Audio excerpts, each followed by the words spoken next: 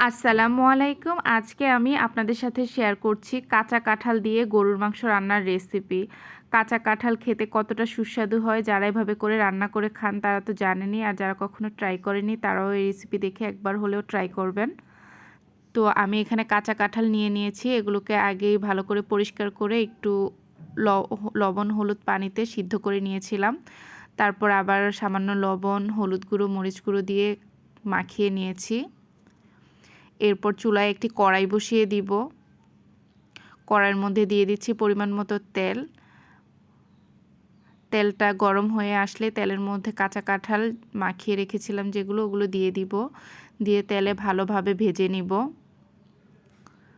কাঁচা কাঁঠাল রান্না করলে এভাবে করে যদি ভেজে নেই তবে কাঁঠাল রান্নার স্বাদ বেড়ে যায়। এই তো কাঁঠালগুলো ভেজে নেওয়া হয়ে গেলে তুলে নিয়েছি। তারপর কড়াইতে দিয়ে দিচ্ছি তেল, পেঁয়াজ কুচি, দিয়ে দিচ্ছি গরম মশলা, এর মধ্যে ছিল এলাচ, দারচিনি, লবঙ্গ, তেজপাতা। তারপর দিয়ে দিচ্ছি স্বাদমতো লবণ, রসুন বাটা, আদা বাটা। এরপর দিয়ে দিব হলুদ গুঁড়ো, মরিচের গুঁড়ো। তারপর সামান্য পরিমাণে পানি দিয়ে দিব যেন মশলাটা পুড়ে না যায়। এখন ভালো করে নেড়ে চেড়ে কষিয়ে নিব। মশলাটা কষানো হয়ে গেলে আগে থেকে ধুয়ে নেওয়া গরুর মাংসগুলো দিয়ে দিচ্ছি। মাংসগুলো দিয়ে আবারও ভালো করে নেড়ে চেড়ে দিব। এরপর মাংসগুলোকে ভালোভাবে কষিয়ে নিব। ভালোভাবে কষানোর জন্য ঢাকনা দিয়ে ঢেকে দিচ্ছি, তাহলে মাংস থেকে পানিটা বের হয়ে আসবে। এরপর দিয়ে দিচ্ছি জিরা বাটা।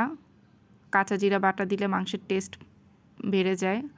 কাঁচা জিরা দিয়ে মাংসটাকে আবারও ভালো করে একবার কষিয়ে নিয়েছি। মাংসটা ভালো করে কষানো হয়ে গেলে এর মধ্যে দিয়ে দিব পরিমাণ মতো পানি, যেন মাংসটা সুন্দর মতো সিদ্ধ হয়। পানি দিয়ে এরপর ঢাকনা দিয়ে ঢেকে দিব।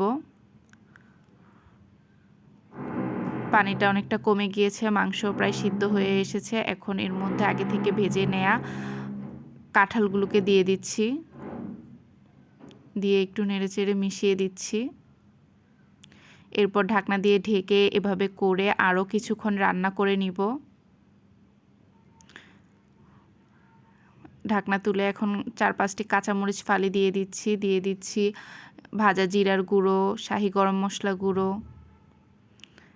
এখন একটু নেড়ে মিশিয়ে নিচ্ছি।